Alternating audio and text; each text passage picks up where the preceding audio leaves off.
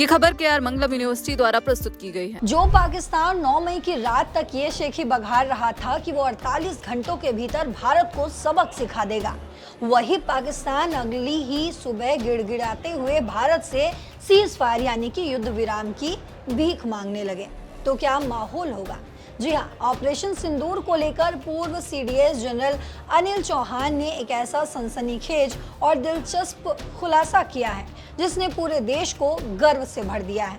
दरअसल 10 मई 2025 की सुबह घबराए हुए पाकिस्तान ने DGMO की हॉटलाइन पर भारत से तुरंत हमला रोकने की गुहार लगाई थी, लेकिन भारत ने भी ठान रखा था कि जब तक काम पूरा नहीं होगा तब तक कोई बात नहीं होगी।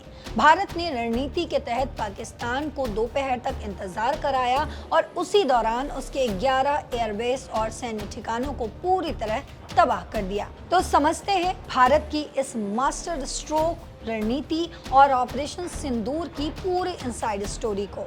दरअसल सेवानिवृत्त chief of general Anil Chauhan ने ऑपरेशन सिंदूर पर एक दिलचस्प किस्सा साझा किया है। उन्होंने कहा कि पाकिस्तान ने 10 मई 2025 की सुबह संघर्ष विराम के लिए संपर्क किया, लेकिन भारत ने जानबूझकर अपनी प्रतिक्रिया में देरी की। 10 मई 2025 की सुबह घबराया हुआ पाकिस्तान ऑपरेशन सिंदूर के बीच तत्काल युद्ध विराम की मांग करते हुए DGMO हॉटलाइन के माध्यम से भारत पहुंचा। हालांकि भारत ने पाकिस्तान को दोपहर तक इंतजार कराने का सोच समझकर निर्णय लिया। सेवानिवृत्त chief of defence staff Anil Chauhan के अनुसार इसका कारण यानी कि वजह ये था कि पाकिस्तान पर भारत के आधे नियोजित हमले अभी बाकी थे।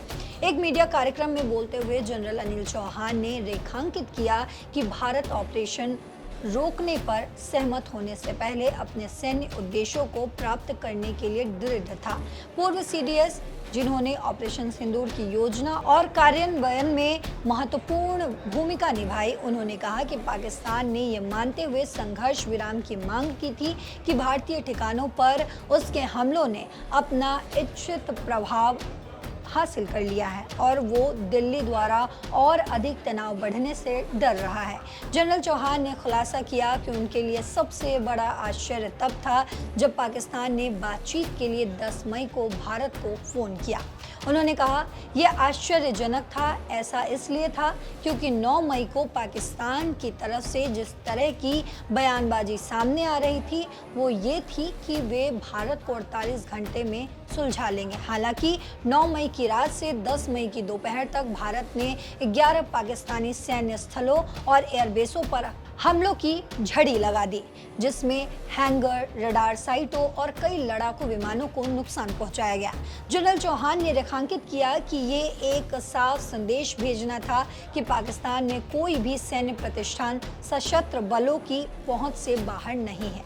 उन्होंने कहा कि युद्ध के मैदान में और किसी की यथार्थवादी क्षमताओं की स्पष्ट तस्वीर होना महत्वपूर्ण साबित हुआ। भारत ने सीमा पार किए बिना पाकिस्तान पर बड़े पैमाने पर हमले किए और सैन्य ठिकानों को नुकसान पहुंचाया। तो जनरल अनिल चौहान का यह खुलासा साबित करता है कि आज का भारत ना तो किसी की खोखली धमकियों से डरता है और ना ही बिना अपने सैन्य लक्ष्य पूरे किए पीछे हटता है।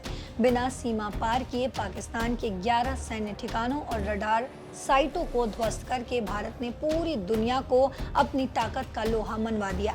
आपको भारत की इस सधी हुई रणनीति और ऑपरेशन सिंदूर की इस ऐतिहासिक सफलता पर क्या कहना है? आप अपनी राय कमेंट बॉक्स में ज़रूर लिखते जाएं। साथ ही देश और दुनिया की तमाम खबरों के लिए, तमाम अपडेट्स के लिए देखते रहिए दैनिक जागरण। नमस्कार।